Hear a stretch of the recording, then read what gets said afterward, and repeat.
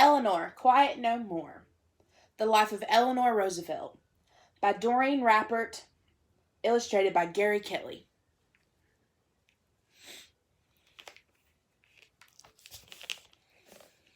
Do something every day that scares you.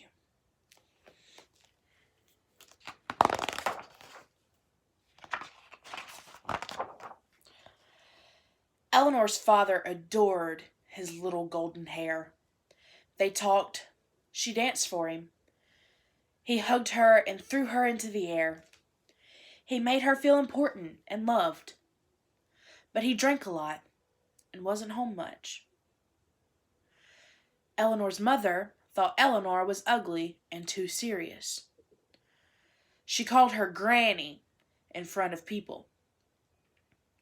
Eleanor tried to please her mother by being good. It didn't work, so she just kept quiet. I wanted to sink through the floor in shame.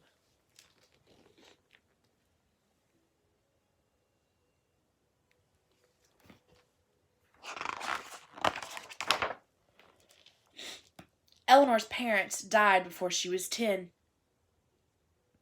She and her brother went to live with their grandmother, Hall, and 2 aunts and 2 uncles in a big, dreary house.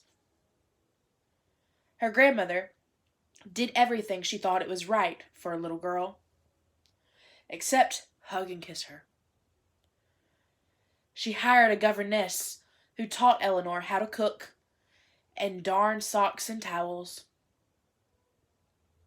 A dancing teacher taught her how to waltz. The French teacher made her memorize parts of the Bible in French. I never smiled.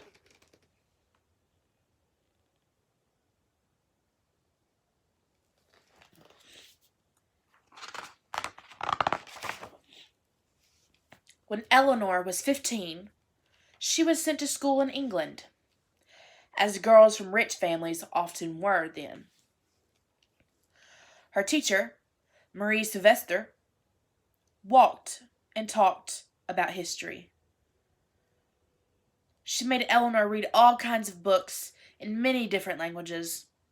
She told Eleanor to read and think for herself, to find important things to do, and to speak up for what she believed in. She took Eleanor traveling and let her walk about Paris by herself. Most girls in this era were not allowed to go out alone. Eleanor began to feel more sure of herself and made many friends at school. She shocked me into thinking.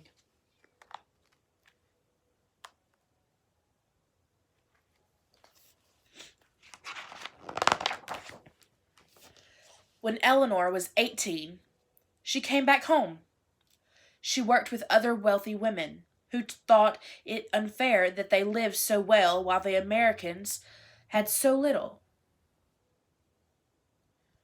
Eleanor was shocked to see 4-year-old children making artificial flowers in dark, dingy apartments in downtown New York City.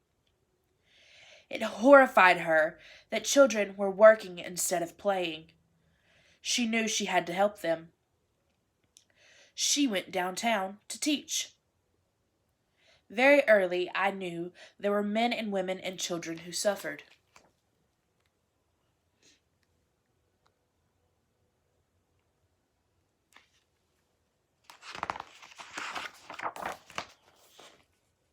Sometimes, Eleanor's classes met at the same time as the parties uptown.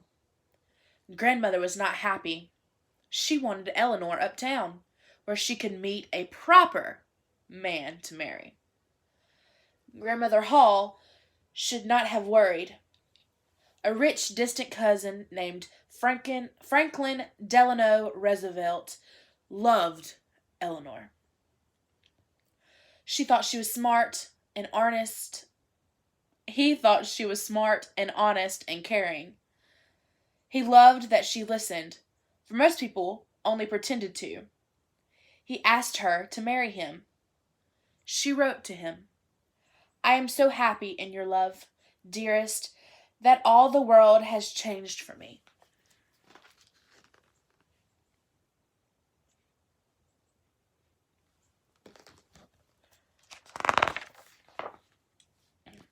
Franklin made Eleanor happy, but his mother, Sarah, didn't. Sarah told Eleanor what clothes to buy and what food to serve. When Eleanor's children were born, Sarah told her how to raise them. She built Eleanor and Franklin a house next to hers, with connecting doors on all floors. She even chose their furniture. I had nothing to do with it, and it is not the house I would have got. I hate it. As unhappy as Eleanor was, she was too afraid to speak up.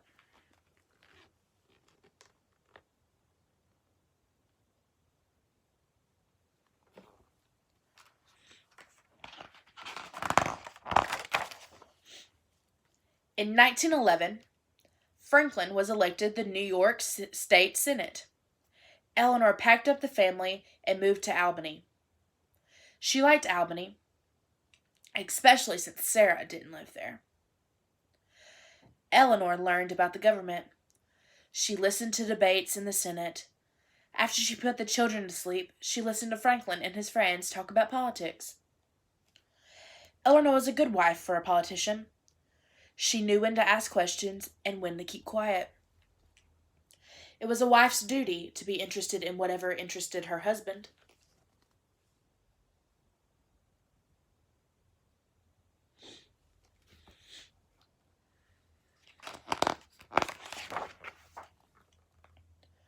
Two years later, Franklin got a new important job in Washington, D.C. Eleanor packed up the family to go again. For 4 years, she was busy raising their 5 children and going to fancy parties. Then, America went to war. From early morning to midnight, Eleanor organized women to knit warm clothes for sailors and make coffee and sandwiches for men going off to war. In a naval hospital, she saw men too wounded to ever go home.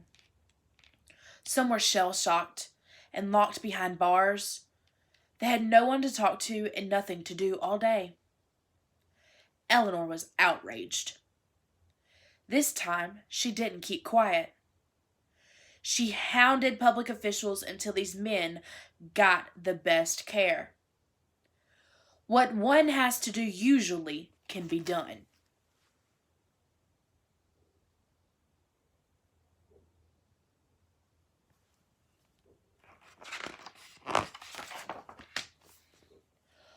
World War I ended in 1919. 2 years later, Franklin came down with a serious disease called polio. The doctor said he would never walk again. Sarah said Franklin must stop working and move back to the family home in Hyde Park. Eleanor knew he dreamed of holding public office. She had to help him realize his dream. Sarah was furious with her and tried to turn Eleanor's children against her. But no matter what Sarah said or did, Eleanor held firm. This was the most trying winter of my life.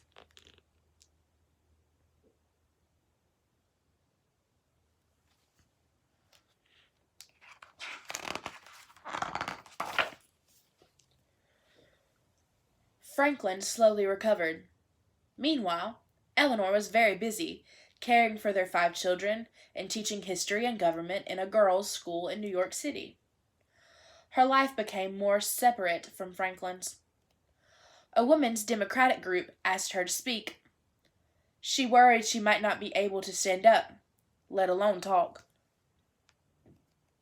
You must do things you cannot do. Soon, she was making more speeches and talking on the radio and writing magazine articles. She reminded women who had recently won the vote that they had important things to do. Women must get into politics and stay in.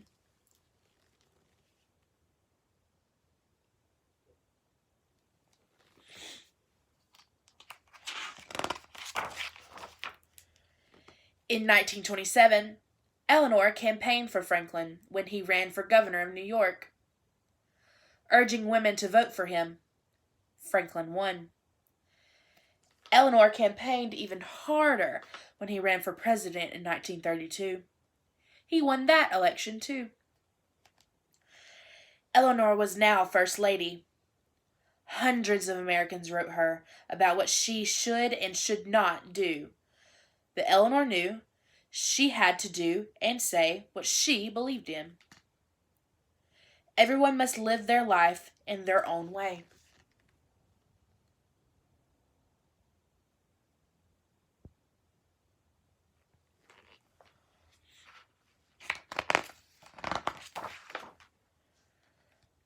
These were hard times in America.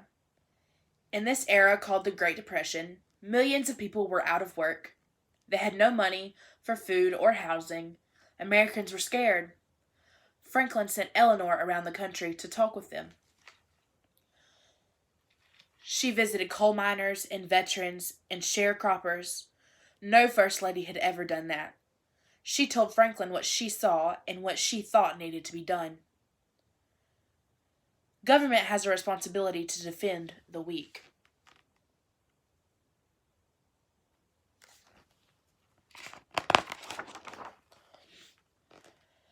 Life was especially hard for Black Americans. The South was segregated by race, and so was Washington, D.C. Eleanor shocked Southerners by having a party for black girls at the White House. The Daughters of the American Revolution refused to let the great black contralto Marian Anderson sing in their auditorium. Eleanor resigned from the group. To remain a member implies approved of that action. She wrote in her newspaper column, and millions read her words. She arranged for Anderson to sing at the Lincoln Memorial. More than 75,000 Americans, black and white, came to hear her.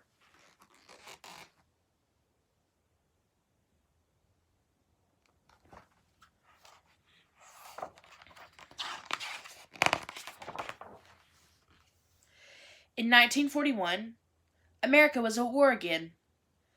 Franklin sent Eleanor across both oceans. She traveled thousands of miles and met over 400,000 men and women. She walked miles in hospital wards, stopping at every sick bed. What is your name? Is there anything you need? Can I take a message home for you? And the military leaders, who had not wanted her to come, saw happiness and hope return to the faces of their men.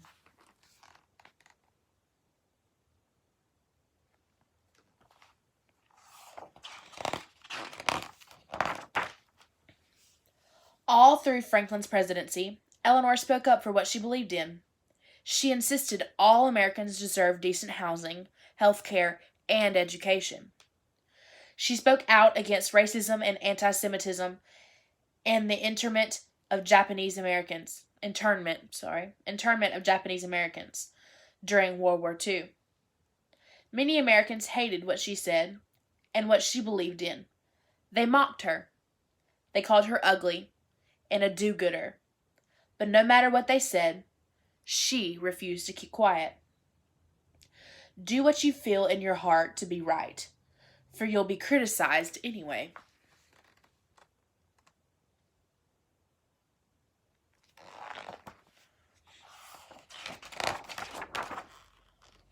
Franklin's health gradually weakened. He died just at the start of his 13th year as president. Eleanor was 60 years old. The story is over, she told reporters. But Eleanor's story wasn't over. President Harry S. Truman appointed her to the United Nations. She headed the committee of people from different countries. Many had different ideas about freedom and religion and human rights. We must all be able to disagree and to consider new ideas and not be afraid. Eleanor listened and talked and argued. After 2 years, the committee agreed on a Declaration of Rights for people all over the world.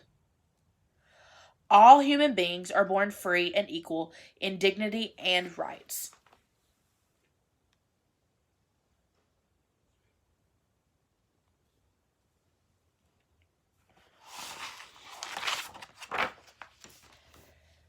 Eleanor is busier than ever when she wasn't visiting with her grandchildren, or writing her newspaper column, or lecturing, or writing her life story, or telling politicians what to do. She circled the globe. She met with world leaders and with people like you and me. The First Lady of the United States had become the First Lady of the world. We have to continue fighting for freedom of religion, freedom of speech, and freedom from want.